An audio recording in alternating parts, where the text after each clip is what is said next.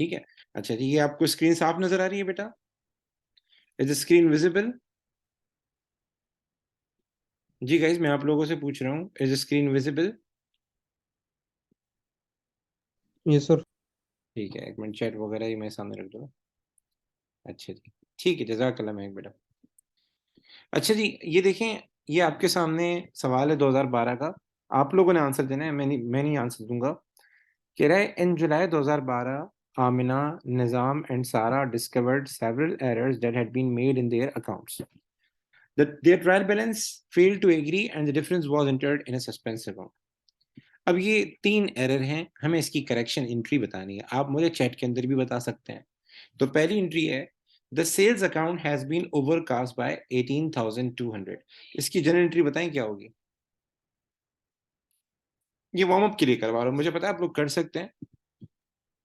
तो CS debit और suspense credit. हमने सेल्स सेल्स दोबारा बताएं। तो सेल्स सीएस दोबारा बताएं, सेल्स क्या होगा बेटा? तो सीएस डेबिट होगी और सस्पेंस क्रेडिट। शाबाश बेटा, हमने सेल्स को बढ़ा दिया है, इनकम को बढ़ा दिया है। इनकम को रिड्यूस करेंगे तो डेबिट करेंगे और सस्पेंस को क्रेडिट करेंगे। जी। महक बेटा, आप बताएं सेकंड वाली एंट्री क्या होगी, सेकंड की करेक्शन एंट्री क्या होगी?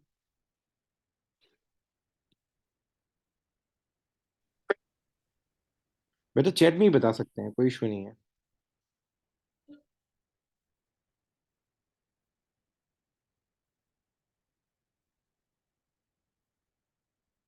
जी। पहली वाली एंट्री जो होगी उसमें हम क्या करेंगे, सेल्स को करेंगे डेबिट, सस्पेंस को करेंगे क्रेडिट। तो ये मैंने क्या किया, सस्पेंस के अकाउंट को मैंने क्रेडिट कर दिया।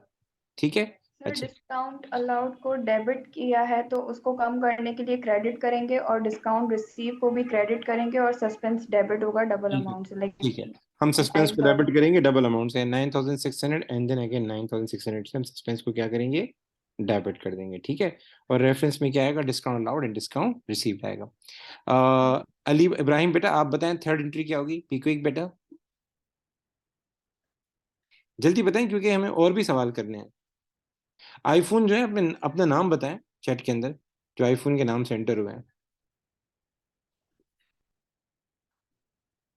इब्राहिम बेटा, अगर मुझे सुन रहे हो जल्दी बताओ थर्ड। देखें, आप लोगों के कॉन्सेप्ट क्लियर होंगे तो मैं आगे जाऊंगा ना। आप चैट में बता सकते हैं। Simon a debtor had paid a cheque for 9,400 to clear his account. ठीक है। Mudassir, His account had been credited for this amount but no entry has been made in the cash book। ठीक है। बोले हमने कैश बुक में entry नहीं की, मतलब कैश और बैंक को जो डेबिट करना था या क्रेडिट करना था, स्पेशली यहाँ चेक की बात हो रही है तो मतलब बैंक, बोला बैंक में एंट्री नहीं की। इन शॉर्ट वो कह रहा है मैंने बैंक में एंट्री नहीं की। हमारे हमारे कस्टमर ने हमें चेक दिया, हमने कस्टमर के अकाउंट में एंट्री कर दी, बैंक में एंट्री नहीं की। तो इब्राहिम बेटा क्या एंट्री होगी, जल्दी बताएं। मुदस्सिर बेटा आप बताएं। मुदस्सिर बेटा आप बताएं, भले वाइस नोट में बता दें। सर बैंक डेबिट होगा और और क्रेडिट किसे सस्पेंस करें? क्रेडिट। सस्पेंस क्रेडिट हो जाएगा। ठीक है। बेटा मुझे चाहिए सबकी पार्टिसिपेशन, मैं पहले ही बता दूं, I need participation from everyone. ये पहले डिक्लेयर कर दूं। तो हमारे पास बैंक हो जाएगा क्रेडिट, बैंक हो जाएगा डेबिट, और सस्पेंस क्या हो जाएगा, क्रेडिट। ठीक है, ये सस्पेंस का अकाउंट भी साथ साथ मैंने बनाया। आगे कैसे काम करेंगे, अब सस्पेंस का तो बैलेंस नहीं दिया हुआ, तो इसमें हम क्या करेंगे, जो साइड हाईएस्ट है उसका टोटल कर लेंगे।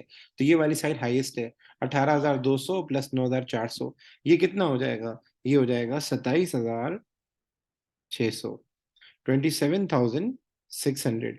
अब 27,600 में से ये माइनस कर लेंगे 9,600, 9,600।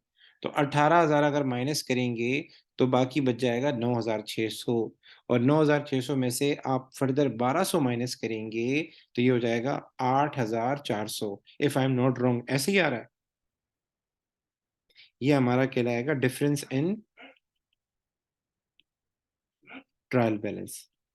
इसको हम क्या कहते हैं, डिफरेंस इन ट्रायल बैलेंस। अच्छा, सवालात में क्या होता है, कभी कभार वो ट्रायल बैलेंस का सस्पेंस का डिफरेंस दे देता है, सस्पेंस का बैलेंस दे देता है, तो फिर हम सस्पेंस का बैलेंस लिख के अकाउंट बनाते हैं और आखिर में क्लोज हो जाता है, दोनों साइड का टोटल सेम हो जाता है। लेकिन सस्पेंस का अगर बैलेंस उसने आपको नहीं दिया हुआ, तो फिर हम दोनों साइड का टोटल करते हैं, जो हाईएस्ट होता है वो लिखते हैं और जो साइड शॉर्ट होती है वो माइनस करते हैं, तो हमारे पास जो डिफरेंस आएगा वो हमारा कहलाएगा बैलेंस शीट ही नहीं कहेंगे उसको, हम कहेंगे डिफरेंस इन ट्रायल बैलेंस कहेंगे। ठीक है, यहां तक बातें क्लियर है। अब थोड़ा सा आगे चलते हैं, कुछ चेंज किस्म के सवाल करते हैं। ये एक सवाल है, इस तरह का सवाल आ सकता है, इसमें एसएफपी बनी हुई है, इसमें एसएफपी बनी हुई है, प्रॉफिट भी उन्होंने फाइंड कर लिया है, लेकिन इनसे कुछ मिस्टेक हो गई, और इस मिस्टेक होने की वजह से जाहिर सी बात है वैल्यूज चेंज होगी। तो इन मिस्टेक की वजह से जाहिर सी बात है प्रॉफिट रिवाइज हो जाएगा। दूसरी बात, प्रॉफिट रिवाइज होने के बाद कैपिटल भी रिवाइज हो जाएगा, मतलब क्लोजिंग कैपिटल रिवाइज हो जाएगा। तो ये मिस्टेक हुई है, ये हमें ठीक करनी है। ठीक है, इसमें मुझे आप लोगों की हेल्प चाहिए। सो एक मिनट वेट करें, मैं जरा सेटिंग कर लूँ यहाँ पे। जी, पहली एंट्री है, provision for depreciation on motor vehicle for the year ended 30 June 2012 had not been charge. Depreciation is charge at 10% on the net book value at the year end. ठीक है, अब मैं आपको जरा दिखाता हूँ ऊपर मोटर व्हीकल कहाँ है। ये हमारे पास मोटर व्हीकल ऊपर आ रहे हैं, मैं दिखा देता हूँ। ये मोटर व्हीकल की नेट बुक वैल्यू आ रही है, बोल रहे हैं इस पे हमने डेप्सन नहीं लगाई। तो मुझे बता सकते हैं डेप्सन कितनी आएगी, जल्दी बताएं। डेप्सन रेट है 10%। 2500 सर। जी, 2500 आ जाएगी। तो प्रॉफिट क्या हो जाएगा, मैं प्रॉफिट रिवाइज करना है। प्रॉफिट इनका आ रहा है ये रहा प्रॉफिट, 30,000 आ रहा है। तो प्रॉफिट इनका आ रहा है 30,000। जाहिर सी बात है इस ट्रांजेक्शन की वजह से इनका जो प्रॉफिट है वो कम हो जाएगा, और कम कितना होगा, 35,000 को मल्टीप्लाई करेंगे 10% से, ये हो जाएगा 3,500। डेप्रिसिएशन क्या करता है, प्रॉफिट को रिड्यूस करता है। दूसरा, आपकी जो मोटर व्हीकल है उसकी वैल्यू भी कम हो जाएगी। ठीक है, दूसरा सवाल, items included in inventory and valued at their cost price of 9,500 were damaged and had an estimated net realizable value of 2,000। देखिए हमारे पास क्लोजिंग इन्वेंट्री आती है। ठीक है, closing inventory trial balance sorry income statement में आती है। तो ये क्लोजिंग इन्वेंट्री की बात कर रहा है। आप एसओएफपी में जो इन्वेंट्री लिखते हैं ना वो क्लोजिंग होती है, ये वाली जो इन्वेंट्री होती है क्लोजिंग होती है। अब जाहिर सी बात है इसका प्रॉफिट पे इंपैक्ट पड़ता है, यस। तो मुझे कोई बता सकता है closing inventory is like an income और एक्सपेंस, जब हम उसकी बात करते हैं इनकम स्टेटमेंट की, जो क्लोजिंग इन्वेंट्री है वो हमारे लिए इनकम, मुझे वो नहीं बताएगा क्या बोलते हैं, इनकम की तरह है या एक्सपेंस की तरह है। इब्राहिम बेटा आपने बताना है, जल्दी बताएं कि closing inventory is like an income और एक्सपेंस, जल्दी बताओ। इनकम है सर। इनकम है बेटा, मुझे पार्टिसिपेशन सबकी चाहिए, बता रहा हूँ। तो इसमें ये कह रहा है कि हमारे पास जो इन्वेंट्री की कॉस्ट प्राइस थी वो थी 9,500, लेकिन हमारी इन्वेंट्री डैमेज हो गई, और अब अगर हम उसको जाके सेल करते हैं तो हम 2,000 मिलेंगे। तो आप लोगों को मैंने इन्वेंट्री वैल्यूएशन में पढ़ाया था कि हमारे पास प्रूडेंस कॉन्सेप्ट कहता है जो एक्सपेक्टेड लॉस है, जो एक्सपेक्टेड लॉस है वो रिकॉर्ड करना है। तो एक चीज आपने 9,500 की ली थी, लेकिन अगर उसे सेल करेंगे तो आपको 2,000 मिलेंगे, दरवाजा बंद कीजिएगा। तो is there any expected loss, कोई लॉस नजर आ रहा है आपको? 9,500 की एक चीज थी, अब मार्केट में जब आप उसको जाके सेल करते हैं, एक्सपेक्टेड है, आप जाके उसको 2,000 का सेल करते हैं, तो आपको क्या लगता है इसमें कोई लॉस है? यस सर लॉस है। कितने का लॉस है जल्दी बताएं? 7,500 का। ये लॉस हमारे प्रॉफिट से क्या होना है, माइनस होना है। इसके भी दो इंपैक्ट होते हैं, हम प्रॉफिट से भी माइनस करते हैं इसको, और इन्वेंट्री से भी माइनस करते हैं इसको। अगर आपने इनकम स्टेटमेंट बना दी तो प्रॉफिट से भी माइनस होगा, और इन्वेंट्री जो एसएफपी में आएगी वहां से भी माइनस होगा। आगे चलते हैं। A purchase invoice for goods valued at 2,000 has been omitted from the books। हमने परचेजेस लिखी नहीं, क्रेडिट परचेजेस थी, इनवाइस का मतलब क्रेडिट परचेजेस थी। इब्राहिम बेटा मेरे साथ हैं या मौजूद हैं आप? Yes sir. अच्छा जी, इब्राहिम बेटा मुझे जल्दी से बताएं इसका क्या होगा, क्या इम्पैक्ट पड़ेगा प्रॉफिट पे, किसका? परचेज थर्ड वाली एंट्री का। एक मिनट सर। पहले चैट में उसमें बता सकते हैं, वॉइस नोट में बता सकते हैं, वॉइस नोट नहीं चैट में बता सकते हैं, टेक्स्ट में। परचेज इनवाइस फॉर एक गुड्स वैल्यूड, जी जी, कम होगा। कम होगा, शाबाश। कितने से कम होगा, 2,000 से कम होगा, माइनस कर देते हैं, परचेज एक्सपेंस की तरह होता है। Sales invoice for goods valued at 4,000 has been omitted from the books। Sales invoice हमारे लिए इनकम की तरह है, सेल्स हमारे लिए इनकम की तरह नहीं रिकॉर्ड की, तो सर इसका इम्पैक्ट क्या पड़ेगा, हमारा प्रॉफिट 2,000, हमारा प्रॉफिट 4,000 से बढ़ जाएगा। प्लस प्लस करेंगे, सॉरी प्लस करेंगे, तो हम क्या करेंगे इसको, एक मिनट कीजिएगा, हम प्लस करेंगे 4,000 कोई चीज। अच्छा जी, उसके बाद कह रहा है the loan was receive on 1 March 2012, loan interest of 6% due at the year end had not had been paid. अच्छा जी, अब देखें इसमें कोई अदर पेबल नजर नहीं आ रहा, अमूमन ये होता है कि जो लोन होता है ना, लोन लोन का इंटरेस्ट हम अगले साल पे करते हैं, साल के एंड पे करना होता है, तो वो नेक्स्ट ईयर जाके पे हो रहा होता है। Interest interest is like expense. तो वो कह रहा है कि लोन पे हमने इंटरेस्ट अभी तक पे नहीं किया। जब पे नहीं किया तो फिर इनकी एसएफपी में यहाँ आना चाहिए था, अदर पेबल आना चाहिए था, ठीक है, अक्रूड के तौर पे आना चाहिए था, नहीं आ रहा है। तो मतलब इन्होंने इसको रिकॉर्ड ही नहीं किया। इन शॉर्ट वो ये कह रहा है कि इंटरेस्ट ऑन लोन में रिकॉर्ड ही नहीं किया। तो इनकम स्टेटमेंट में जो इंटरेस्ट ऑन लोन हम लिखते हैं, उसका तरीकाकार ये होता है, एक फॉर्मूला है, याद कर लें, लोन मल्टीप्लाई बाय परसेंटेज। ठीक है, नॉर्मली फॉर्मूला यही है, अनलेस अनटिल कोई अक्रूड का चक्कर नहीं हो, कोई अक्रूड इंटरेस्ट का चक्कर नहीं हो, तो इनकम स्टेटमेंट में जब इंटरेस्ट ऑन लोन फाइंड करते हैं, तो उसका फॉर्मूला क्या होता है, loan multiply by percentage, loan multiply by percentage. लेकिन लेकिन अगर लोन साल के बीच में लिया है, लोन साल के बीच में लिया है, मतलब पूरे 12 महीने नहीं हुए, तो फिर हम लिखते हैं मंथ्स ड्यू डिवाइडेड बाय, बल्कि मंथ्स, मैं इस तरह लिख देता हूँ, जितने अरसे तक वो लोन था डिवाइडेड बाय 12 कर देते हैं। ये फॉर्मूला यूज होता है। ये मैंने क्यों किया, क्योंकि लोन आपने 1 मार्च को लिया था, आपका साल एंड हो रहा है 30 जून 2012 में एंड हो रहा है। तो मार्च से लेके 30 जून तक कितना अरसा होता है, मार्च अप्रैल मई जून, मार्च अप्रैल मई, 4 महीने होते हैं। इसका मतलब आपको लोन लिए हुए 4 महीने हो चुके हैं। तो लोन पे जो हमारा इंटरेस्ट आएगा वो 4 महीने का आएगा। तो लोन की अमाउंट कितनी है, 50,000 है। 50,000 को मल्टीप्लाई कर देते हैं 6% से।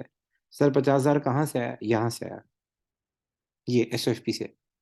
इसको मल्टीप्लाई कर देते हैं 6% से, एंड देन मल्टीप्लाई कर देते हैं 4/12 से। ठीक है इब्राहिम बेटे, ये बात समझ में आ रही है आपको? जी सर। जी। तो मुझे बताएं कितना आया, 50,000 इंटू 6%, 3,000 हो जाएगा। और 3,000 के 3 हिस्से करेंगे तो 1,000 आ जाएगा, ऐसे ही है। जी गाइस, मैं आप लोगों से पूछ रहा हूँ बेटा, कैलकुलेटर अपने सामने रखें। जी ऐसे ही है, ठीक है। अब इसको टोटल कर लेते हैं, इसको टोटल कर लेते हैं, तो हमारे पास क्या आ जाएगा, करेक्टेड प्रॉफिट आ जाएगा, प्रॉफिट करेक्टेड आ जाएगा। तो करेक्टेड प्रॉफिट कितना है, जल्दी से बताएं। 30,000 minus 3,500 minus 7,500 minus 2,000 plus 4,000 and minus 1,000। जल्दी बताएं क्या आंसर है। अभी क्विक, हमें ज्यादा सवाल करने हैं बेटा, आहिस्ता आहिस्ता हम ग्रेजुअली में आपको मुश्किल की तरफ लेता जाऊंगा। सर ये हो जाएगा 20,000, ये हो जाएगा 20,000। तो हमारा करेक्टेड प्रॉफिट कितना आ गया, 20,000 आ गया। 20,000 हमारा क्या हो गया, करेक्टेड प्रॉफिट हो गया। अब आगे क्या करना है, आगे वो बोल रहा है कैपिटल फाइंड करो, क्लोजिंग कैपिटल। तो देखें, ये जो हमारा प्रॉफिट यहाँ लिखा हुआ है ना, अब ये कितना हो जाएगा, 20,000 हो जाएगा। तो जो क्लोजिंग कैपिटल फाइंड करना होता है, तो आप लोगों ने एसएफपी बनाना सीखी है। तो इसके लिए सबसे पहले हम लिखते हैं कैपिटल एट बिगिनिंग, लिखते हैं कैपिटल एट बिगिनिंग लिखते हैं। कैपिटल एट बिगिनिंग आप देख सकते हैं यहाँ पे कितना है, 90,000। तो मैं जाके लिख देता हूँ 90,000। उसमें हम क्या करते हैं, प्रॉफिट ऐड करते हैं। प्रॉफिट कितना है, 20,000, ये एसएफपी वाला है। और ड्राइंग माइनस करते हैं। तो ड्राइंग आपके पास कितनी थी, ये रही, नजर आ रही, 2,000। ये ड्राइंग क्या कर देंगे, माइनस कर देंगे।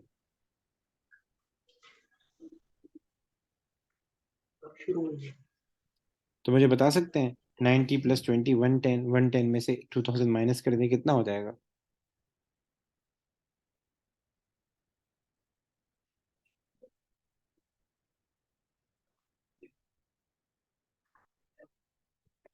ठीक है, अच्छा जी, आगे चलते हैं। ये अगला सवाल है, इसको भी जरा देख लेते हैं। ओके, चलें जी,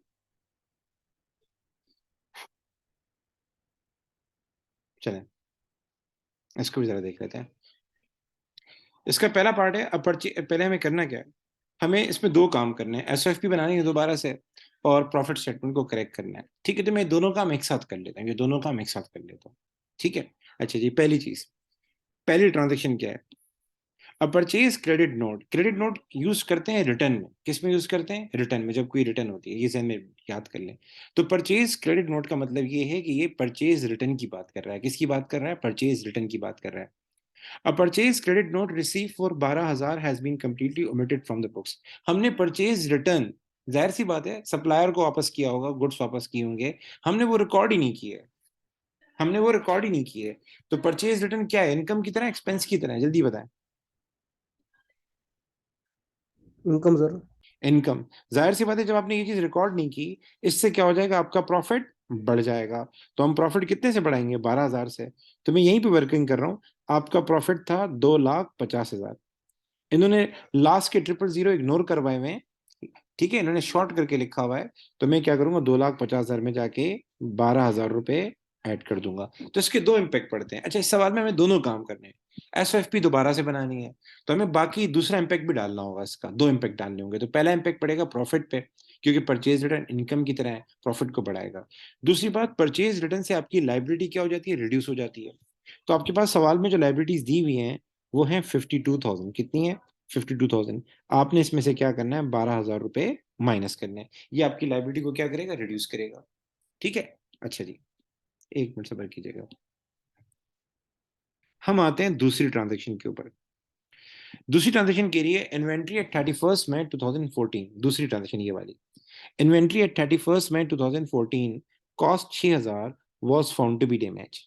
A customer has agreed to buy the goods for 2,500, delivery cost will be 250। Sir इसको कैसे करेंगे, मैंने आपको एक चीज बताई थी, एक होती है कॉस्ट, जो आपने प्रोडक्ट, आपकी इन्वेंट्री है ना, उसकी कॉस्ट कितनी है, 6,000। और एक मैंने बताया था क्या होती है, net realisable value. Net realisable value किसे कहते हैं, मेरे पास इन्वेंट्री है, जाहिर सी बात जब मैं इन्वेंट्री को बेचूंगा तो जाहिर है मेरे कुछ खर्चे भी होंगे। बेटा मैं करेक्शन ऑफ एरर करवा रहा हूँ, बेटा करेक्शन ऑफ एरर ही करवा रहा हूँ। अभी मैं दूसरे किस्म के सवाल करवा रहा हूँ। और बेटा हारिस, बेटा टाइम पर आने की कोशिश किया करें, टाइम पे आएंगे तो बड़ा फायदा होगा। मैं ये बताना चाह रहा हूँ, इनको नए सवाल करवा रहा हूँ, ठीक है। अच्छा जी, मैं ये कह रहा था, आप लोग इन्वेंट्री वैल्यूएशन पढ़ चुके हैं। इन्वेंट्री की कॉस्ट कितनी है, 6,000। और एक होती है net realisable value. Realisable value कहते हैं सेलिंग प्राइस को, तो इसका दूसरा नाम क्या है, नेट सेलिंग प्राइस। अगर मैं इन्वेंट्री को बेचूंगा तो मेरे जेब में कितने पैसे आएंगे, तो मेरे जेब में जो पैसे आएंगे उसके लिए एक फॉर्मूला यूज होता है, सेलिंग प्राइस। ये मैं याददानी के लिए यूज कर रहा हूं, सेलिंग प्राइस माइनस, ये फॉर्मूला यूज होता है। मुझे बता सकते हैं सेलिंग प्राइस क्या है अगर हम इन्वेंट्री को बेचते हैं, 2,500। और वो कह रहा है इसको सेल करने के लिए हमें 250 का वो भी करना पड़ेगा, डिलीवरी कॉस्ट भी बेयर करनी पड़ेगी। तो 2,500 में से 250 माइनस करेंगे, यू विल गेट 2,250। तो आपकी जो इन्वेंट्री है उसको अगर बेचेंगे आपको ये पैसे मिलेंगे 2,250। और आपकी कॉस्ट कितनी है, 6,000। इज देयर एक्सपेक्टेड लॉस, कोई एक्सपेक्टेड लॉस है। इन्वेंट्री हमने कॉस्ट पे लिखी है, एनआरवी पे नहीं लिखी, जाहिर सी बात है एक एक्सपेक्टेड लॉस आप इग्नोर कर रहे हैं। अगर आपकी एनआरवी कॉस्ट से कम है तो you are ignoring an expected loss, उससे आपका प्रॉफिट कम होगा।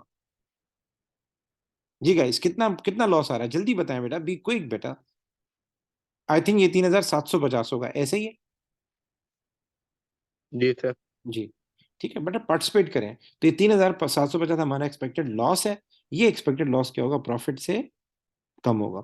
और इसका दूसरा इम्पैक्ट क्या पड़ेगा, अगर आप SOFP बना रहे हैं तो आपकी जो इन्वेंट्री है, इन्वेंट्री की वैल्यू रिवाइज हो जाएगी, इन्वेंट्री की वैल्यू रिवाइज हो जाएगी क्योंकि ये कॉस्ट पे आ रही है। तो इन्वेंट्री है 55,000, 000 इसने इग्नोर करवाए थे, वो मैं लिख रहा हूँ। इसमें जाके हम क्या करेंगे, माइनस करेंगे 3,750। ठीक है। अच्छा जी, आगे चलते हैं, थर्ड पे आ जाए। The loan was received, the loan was receive on 1 December 2013। Loan interest 4% per annum has not been paid. इसने लोन पे कोई इंटरेस्ट नहीं पे किया, ठीक है। अच्छा जी, आप देख लें, इसने अदर पेबल में 8,000 तो लिखा है, पर वो कोई भी चीज हो सकती है। तो इसने, हमने लोन रिसीव किया था 1 December 2013, loan interest of 4% per annum has not been paid. और ये एक एरर है, मतलब जाहिर है ये इन्होंने रिकॉर्ड नहीं किया, इसको रिकॉर्ड करना है, ठीक है। अच्छा जी, इसके लिए मैंने आपको ऊपर तरीका बताया कि लोन का इंटरेस्ट कैसे कैलकुलेट होता है, loan multiply by percentage, multiply by अगर लोन साल के बीच में लिया है, बीच में लिया है, तो ये थर्ड स्टेप करेंगे और डिवाइड कर देंगे 12 से। तो मुझे बता सकते हैं कि इंटरेस्ट ऑन लोन कितना आएगा, ये एक्सपेंस होता है, ये आपके प्रॉफिट को रिड्यूस करेगा। और ये आपने पे नहीं किया तो ये अदर पेबल में जाएगा। तो आप लोग मुझे बता सकते हैं कि लोन पे, लोन का अमाउंट बता देता हूँ, लोन का अमाउंट है 1 लाख, लोन का अमाउंट है 1 लाख।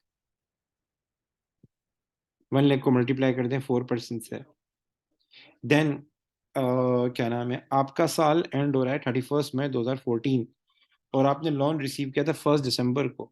तो दिसंबर से लेके मई तक मैं समझता हूँ 6 महीने हो जाते हैं। दिसंबर, सर जनवरी, 2000 आ रहे हैं सर। मेरे ख्याल 2000 ही आएगा, सही बता रहे हैं, 2000 ही आएगा। इस 2000 के दो इम्पैक्ट होंगे। पहला इम्पैक्ट ये आपके प्रॉफिट से कम होगा क्योंकि एक्सपेंस है। दूसरा, ये आपने पे नहीं किया, तो कोई एक्सपेंस अगर हमने पे नहीं किया हो, कोई एक्सपेंस अगर हमने पे नहीं किया हो, अक्रूड हो, रहता हो, ड्यू हो, तो वो अदर पेबल में जाता है। एसएफपी में चीज होती है अदर पेबल। ये नेक्स्ट टाइम भी मैं आपको समझाऊंगा। तो इसमें जाके हम क्या करेंगे, ये आपका लाइबिलिटी बढ़ाएगा। ये आपने पे नहीं किया तो एक लाइबिलिटी बढ़ाएगा, इसको ऐड करेंगे।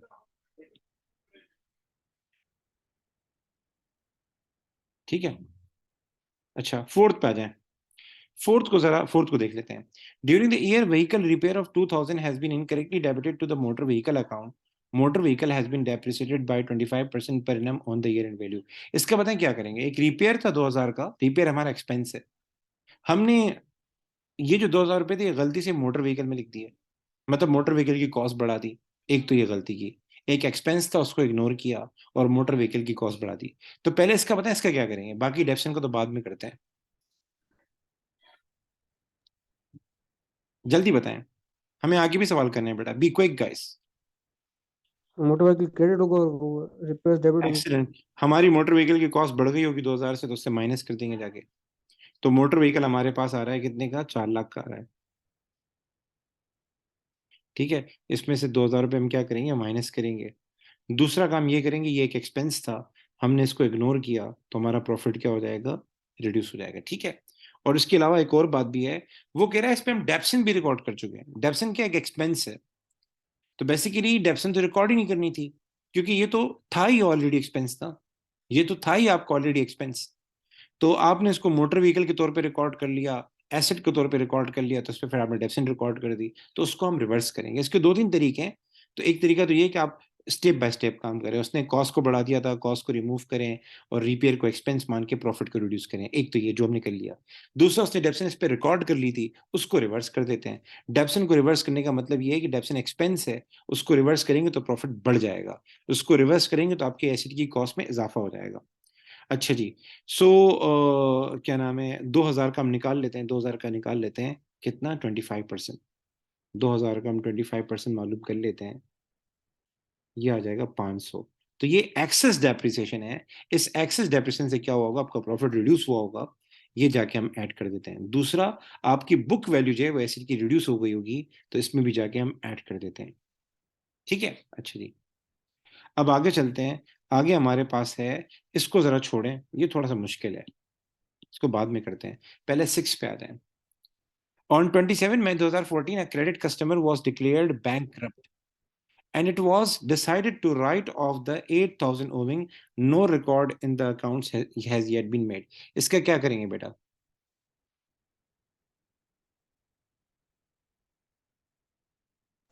माइनस करेंगे सर बैड डेट। ये बेड डेट हो गया, ये क्या हो गया, बेड डेट हो गया। तो बेड डेट को क्या करना है सर, बेड डेट को सिंपली माइनस करना है।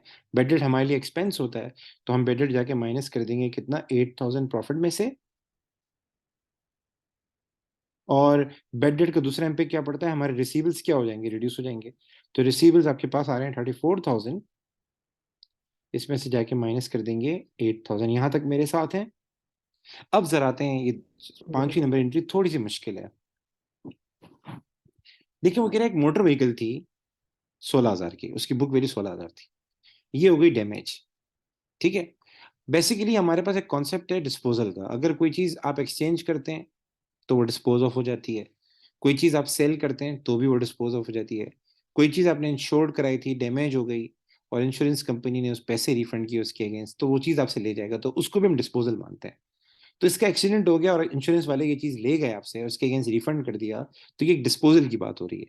तो एक आइटम था, उसकी बुक वैल्यू 16,000 थी। No entry has been made in the account for this. The insurance company has agreed to pay 13,000 in compensation.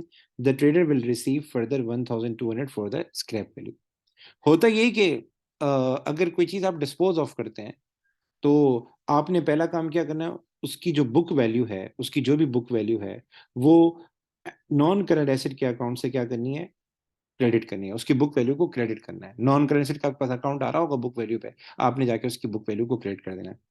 उसके अगेंस्ट जो पैसे मिले वो हम क्या कर देते हैं, बैंक में जाके डेबिट कर देते हैं। अब हो सकता है पैसे आपको ज्यादा मिले हो, अगर ज्यादा मिले हो तो आपको प्रॉफिट हुआ होगा, वो प्रॉफिट मेरे इनकम स्टेटमेंट में चला जाता है। मैं एग्जांपल देता हूँ, आपके पास एक एसेट था, उसकी बुक वैल्यू थी 20,000, ठीक है, आपने इसको बेचा, या इसके अगेंस्ट 25,000 आपने क्या किया, रिसीव किए, तो 5,000 किस में चला जाएगा, आईएस में चला जाएगा, 5,000 आपकी इनकम हो जाएगी, ठीक है। अच्छा, तो यहाँ कह रहा है एक आइटम 16,000 का था, जाहिर सी बात है वो आपका चला गया, वो आइटम क्या हो गया, आपका चला गया, आपका वो आइटम चला गया, ठीक है, एक्सीडेंट हो गया, चला गया, तो हम नॉन करंट एसेट के अकाउंट को, ये व्हीकल की बात हो रही है, तो व्हीकल के अकाउंट में जाके हम 16,000 क्या कर देंगे, माइनस कर देंगे। अच्छा, उसके बाद क्या हुआ, the insurance company is agreed to pay 13,000 in compensation, the trader will receive further 1200 for the scrap value, ठीक है। अब इसमें इंश्योरेंस कंपनी ने कहा है कि हम आपको 13,000 रुपए देंगे, और ट्रेडर को पता है कि उसका जो वो माल वगैरह है, कचरा वगैरह है, उसको बेचूंगा तो उस पर 1,200 रुपए अलग मिलेंगे। अब यहाँ बताया नहीं है कि उसने रिसीव कर लिए हैं या नहीं रिसीव कर लिए। जहां तक मेरा ख्याल है ये एक्सीडेंट 1 मई को हुआ था, तो जाहिर है उसने रखा तो नहीं होगा, बेच दिया होगा। तो जहां तक मेरा ख्याल है ये स्क्रैप वैल्यू जो है ना, ये इसको मिल गई होगी, और इंश्योरेंस कंपनी के पैसे कुछ आ नहीं रहा। तो इसमें 2-3 बातें हैं कि हम क्या कर लेते हैं, बैंक को जाके डेबिट कर देते हैं 1,200 से, ये पैसे उसको मिल गए होंगे, ठीक है ना, और इंश्योरेंस कंपनी वाले उसको पैसे देंगे, अभी दिए नहीं है, तो 13,000 रुपये जाके हम अदर रिसीवेबल में दिख लेते हैं, ठीक है। अब अगर ये आइटम आपको ज्यादा मिला है, आपका आइटम 16,000 का था और आपको 13,000 और 1,200 यानी 14,200 मिल चुके हैं, इसका मतलब क्या है, आपका 1,800 का क्या हुआ है, लॉस हुआ है, 1,800 हो जाएगा आईएस में। मैं दोबारा बता दूं, एक आइटम 16,000 का था, ये इंश्योरेंस कंपनी वालों ने कहा कि भाई आपका एक्सीडेंट हो गया, आइटम यूज नहीं हो सकता, तो हम आपको 13,000 रुपए एज अ कंपनसेशन दे देते हैं, बाकी बच गए 3,000। तो जाहिर सी बात है वो जो आपके पास वो बच गया था ना, क्या बोलते हैं, एक्सीडेंट होने के बाद आपके पास गाड़ी जो बच गई थी, जो उसकी बॉडी थी, वो बॉडी आपने सेल की, तो आपको 1,200 और मिल गए। तो 13,000 प्लस 1,200, 14,200 आपको मिल गए, 16,000 में से 14,200 मिल गए, बाकी जो नहीं मिले वो आपका क्या है, लॉस है। तो इस एंट्री का इम्पैक्ट क्या होगा, थोड़ी मुश्किल थी। इस एंट्री का इम्पैक्ट ये होगा, जो हमारा प्रॉफिट है उसमें गेन एंड लॉस जाता है, तो हमें 1,800 का लॉस हो रहा है, ये 1,800 रुपये हम यहाँ से क्या करेंगे, माइनस करेंगे। दूसरा, हमारी जो बुक वैल्यू है, बुक वैल्यू में से हम 16,000 क्या कर देंगे, मोटर व्हीकल से माइनस कर देंगे, ठीक है। और तीसरा इम्पैक्ट ये होगा कि जाहिर है इसके अगेंस्ट आपको कुछ पैसे भी मिले, तो जो पैसे मिले वो कैश में जाके बढ़ा देंगे, कैश आपके पास 2,000 है, इसमें जाके 1,200 बढ़ा देंगे, और कुछ पैसे आपको मिलने हैं, तो 4,000 आपके अदर रिसीवेबल हैं, इसमें जाके हम क्या कर देंगे, आपका 13,000 रुपये जाके इसमें ऐड कर देंगे, ठीक है। अच्छा, यहाँ तक बात क्लियर है, ये थोड़ी सी मुश्किल एंट्री थी, इसको मैं दोबारा भी आपको रिव्यू करवा दूंगा, ठीक है। अभी हम आगे एक सवाल की तरफ चलते हैं। अच्छा, आपने करना क्या है, इसने कहा था पहले तो प्रॉफिट को रिवाइज करो, ये प्रॉफिट रिवाइज हो जाएगा आपके पास, 2,50,12 रिवाइज हो जाएगा। दूसरा, ये एसओएफपी दोबारा से बनानी है, तो ये 500 रहेगा, ये 240 रहेगा, इसकी वैल्यू चेंज हो जाएगी, इन सब की वैल्यू क्या हो जाएगी, चेंज हो जाएगी, क्योंकि प्लस माइनस हो रहे हैं, ठीक है। कैपिटल यही रहेगा, ओपनिंग कैपिटल यही रहेगा, प्रॉफिट 250 की जगह पे दूसरा आ जाएगा, चेंज हो जाएगा, और ड्राइंग भी यही रहेगी, लोन भी यही रहेगा, इन दोनों की वैल्यू चेंज हो जाएगी। इसमें से 12,000 माइनस करना है तो ये 40 हो जाएगा, 8,000 में 2 प्लस करेंगे तो ये 10,000 हो जाएगा, मतलब यहाँ पे 10 आएगा।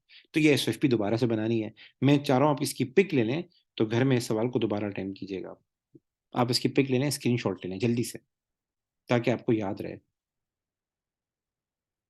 ठीक है। ले लिया बेटा आपने स्क्रीनशॉट जो है इसका, जल्दी बताएं guys, have you taken the screenshot? Yes sir. Okay, अब आते हैं एक और सवाल देखते हैं। ये सवाल होमवर्क के तौर पे कर लीजिएगा, क्वेश्चन 5 आसान है, कोई मुश्किल नहीं है। क्वेश्चन नंबर 6 पे आते हैं, पर पहले देख लूं। अच्छा जी, ये प्यारा सवाल है, ये जरा कर लेते हैं, बस ये आखिरी सवाल है, इसके बाद क्लास ऑफ करेंगे, ठीक है। अच्छा जी, the following is the statement of financial position of Francis Philentif at 31 December 2014, ठीक है, इससे डेटा गिवन है। After preparation of this statement the following were discovered, goods which were in, अच्छा हमें क्या करना है, प्रॉफिट ठीक करना है और एसएफपी बनानी है। तो पहला एरर है, goods which were included in the inventory at their cost price of 1900 has been damage and could sold for only 360। जल्दी से बताएं क्या करेंगे। 1900 कॉस्ट है, कि एग्जामिनर की फेवरेट एंट्री है बेटा, ये तो आपको याद होनी चाहिए। 1900 कॉस्ट है, और वो आइटम अगर बेचेंगे तो हमें 360 मिलेंगे। अभी हमें प्रॉफिट को ठीक करना है, आईएस नहीं बनानी। जब आईएस बनानी होती है ना इनकम स्टेटमेंट, फिर हम इन्वेंट्री की वैल्यू को ठीक करते हैं बस। अगर आईएस बना ली तो हमें प्रॉफिट को ठीक करना है। तो सर 1900 माइनस 360 एनआरवी का में कॉस्ट है, तो हमारा 1540 का लॉस है। तो पहला काम हम क्या करेंगे, जो हमारे पास प्रॉफिट आ रहा है 53,000 400 में से हम क्या करेंगे, 1540 माइनस करेंगे। दूसरा काम क्या करेंगे, जो हमारी इन्वेंट्री की वैल्यू है वो रिवाइज हो जाएगी, ठीक है, उसमें से भी क्या करेंगे, 1540 माइनस करेंगे। ठीक है, आगे चलते हैं, सेकंड में आते हैं। Interest of 6% had not been paid on loan, no entry has been made for this. Interest 6% ने रिकॉर्ड नहीं किया, तो बेटा निकाल लेते हैं। 24,000 हमारे पास लोन है, 24,000 हमारे पास लोन है, तो 24,000 का आप क्या करें, 6% फाइंड करें। जल्दी कीजिएगा क्योंकि टाइम कम है, क्लास एंड हो जाएगा। जल्दी से बताएं कितना आएगा। ये आएगा 1440 आ जाएगा। अब इंटरेस्ट से क्या होगा, एक्सपेंस है, प्रॉफिट क्या हो जाएगा, 1440 से कम हो जाएगा। दूसरी बात, ये हमने पे नहीं किया, तो ये एसओएफपी में अदर पेबल का पार्ट बनता है। कोई भी एक्सपेंस अगर आपने पे नहीं किया हो तो वो आपके अदर पेबल का पार्ट बनता है, अक्रूड हो। थर्ड पे आ जाएं। Insurance costing 12,000 for the year ended 30 September 2015 had not been paid and had been completely omitted from the books. 30 सितंबर तक की इंश्योरेंस हमने नहीं पे की, 12,000 बनती थी, हमने ये बिल्कुल भी नहीं पे की और ना ही हमने इसको रिकॉर्ड किया। देखें, इंश्योरेंस फॉर द ईयर लिखा हुआ है, फॉर द ईयर एंडेड। अगर insurance for the year ended 30 सितंबर है, यानी कि 12 महीने की आपकी इंश्योरेंस बनती है। इंश्योरेंस ज्यादातर एडवांस पे होती है, एक बात ज़हन में बिठा लें, इंश्योरेंस अमूमन क्या होता है, एडवांस में पे की जाती है।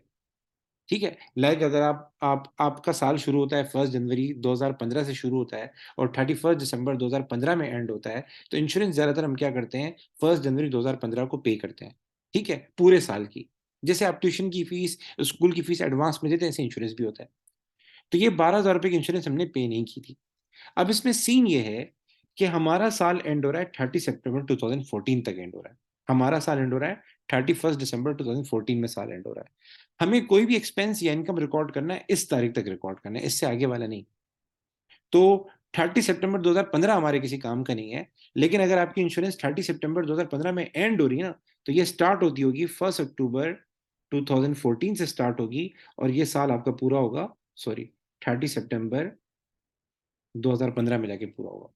तो हमारे लिए जो काम की इंश्योरेंस है ना, क्योंकि हम जब इनकम स्टेटमेंट बनाएंगे ना, तो 31 दिसंबर 2014 तक बनाएंगे, तो एक्सपेंस कोई भी आएगा 31 दिसंबर 2014 तक का आएगा, ना उससे ज्यादा आएगा ना कम आएगा। अब सीन ये कि ये इंश्योरेंस 12,000 12 महीने की बनती है। हमारे लिए जो काम का है वो सिर्फ वो महीने जो आपके अक्टूबर नवंबर दिसंबर जो 2014 के आते हैं। तो अक्टूबर नवंबर दिसंबर 3 महीने हमारे लिए इंपॉर्टेंट है, वो हम रिकॉर्ड करेंगे, बाकी हमारे किसी काम की नहीं, बाकी अगले साल एडजस्ट होगा। तो ये मैं कल भी इंशाल्लाह क्लास लूंगा, आपको बताऊंगा इस बारे में। अभी जल्दी से इसको कर लेते हैं। तो 12,000 हमारे पूरे साल की इंश्योरेंस है। कहना वो ये चाह रहा है कि इस 12,000 में से 3 महीने की इंश्योरेंस क्या है, अक्रूड है। आपका साल 31 दिसंबर 2014 में एंड हो रहा है, तो ये इंश्योरेंस का पीरियड स्टार्ट हुआ होगा 1 अक्टूबर 2014 से। तो 1 अक्टूबर 2014, देन नवंबर, देन दिसंबर 2014, तो हमारे लिए 3 महीने इंपॉर्टेंट है। तो बताएं 12,000 मल्टीप्लाई बाय 3/12 कितना आ जाएगा, ये आ जाएगा 3,000। अच्छा, ये आपका एक्सपेंस है जो आपने पे नहीं किया, तो जाहिर है आपका प्रॉफिट क्या हो जाएगा, कम हो जाएगा 3,000 से। दूसरी बात, ये आपने पे नहीं किया, तो कोई भी एक्सपेंस अगर हमने पे नहीं किया हो तो वो अदर पेबल का पार्ट बनता है। अदर पेबल किसे कहते हैं, ये भी लाइबिलिटी होती है, बट इन शॉर्ट ये वो एक्सपेंसेस होते हैं जिसमें आपने लोगों से सर्विसेज ली होती हैं लेकिन पैसे नहीं दिए होते। आखिरी वाली एंट्री बहुत अच्छी है, ये बड़ी खतरनाक है, इसको जरा सुकून से देख लेते हैं। और लास्ट एंट्री कह रहा है, depreciation for the year ended 31 December 2014 has been charge correctly. Depreciation भी इस डेट तक किया है कि इससे ज्यादा नहीं आएगी। तो वो कह रहा है वो डेप्सन तुमने रिकॉर्ड कर ली है। The book keeper had also entered a charge for motor vehicle for the year ended 31 December 2015 in error. Book keeper ने 1 साल ज्यादा की लगा दी, यानी उसे 1 साल की रिकॉर्ड करनी थी, उसने 2 साल की रिकॉर्ड कर ली। उसने क्या किया, 2 साल की रिकॉर्ड कर ली।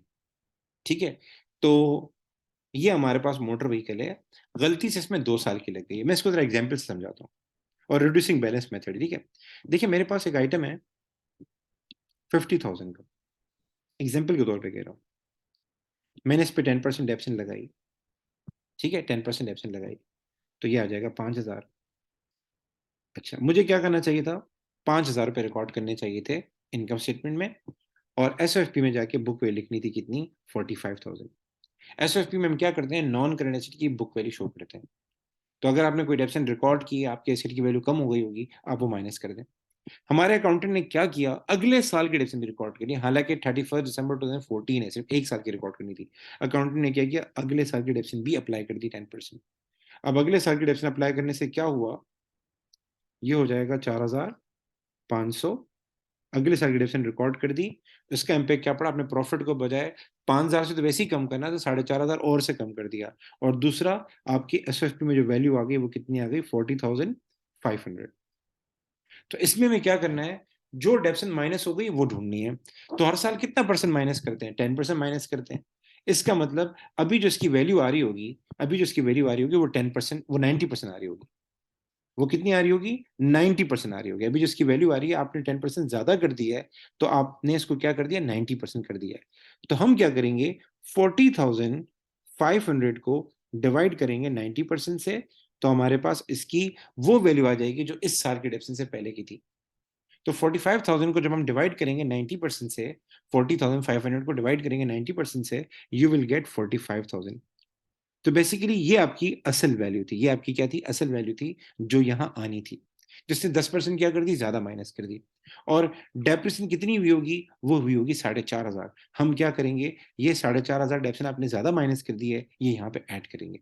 मैं एक मिनट एक और तरीका सोचता हूँ, उससे आपको ये समझाता हूँ। देखिए, हमें बेटा रिवर्स वर्किंग करनी पड़ेगी। क्या करना पड़ेगा, रिवर्स वर्किंग करनी पड़ेगी। रिवर्स वर्किंग करनी पड़ेगी। आपको याद हो, मैंने आपको एक चीज बताई थी कि अगर रिवर्स वर्किंग हमें करनी हो ना, तो हम क्या करते हैं, बुक वैल्यू लेते हैं और डिवाइड कर देते हैं 100 माइनस परसेंटेज से, अगर या तो कभी रिवर्स वर्किंग करनी हो। फॉर सपोज हमारे पास जो भी मोटर व्हीकल था उसकी वैल्यू एक्स थी, एक्स को हमने डिवाइड किया 90% से, तो हमारे पास x1 आ जाएगा। उसको डिवाइड करेंगे 90% से, तो हमारे पास कॉस्ट आ जाएगी। मैंने आपको एक चीज बताई थी कि रिवर्स वर्किंग में कि कभी कभार हमें किसी नॉन कनेक्शन की कॉस्ट ढूंढनी होती है और वो बुक वैल्यू दे देता है। कॉस्ट ढूंढनी होती है और वो बुक वैल्यू दे देता है। तो उसमें मैंने बताया था, आप बुक वैल्यू को डिवाइड करेंगे 90% से, आपके पास अब 2 साल हो चुके हैं ना, जो एक साल पहले की वैल्यू है वो आ जाएगी। और दोबारा उसको 90% से डिवाइड करेंगे तो आपके पास कॉस्ट आ जाएगी। याद आ रहा है बेटा आपको ये वाला कॉन्सेप्ट? Yes sir. मैंने एक चीज बताई थी कि एक एसेट को 2 साल हो गए, आपको सवाल में उसकी 2 साल बाद की वैल्यू दी हुई है और आपको 2 साल पहले की कॉस्ट ढूंढनी है। अगर रिड्यूसिंग बैलेंस मेथड होगा तो आप फर्स्ट 90% से इसको डिवाइड करेंगे जो बुक वैल्यू दी है, तो आपके पास एक साल पहले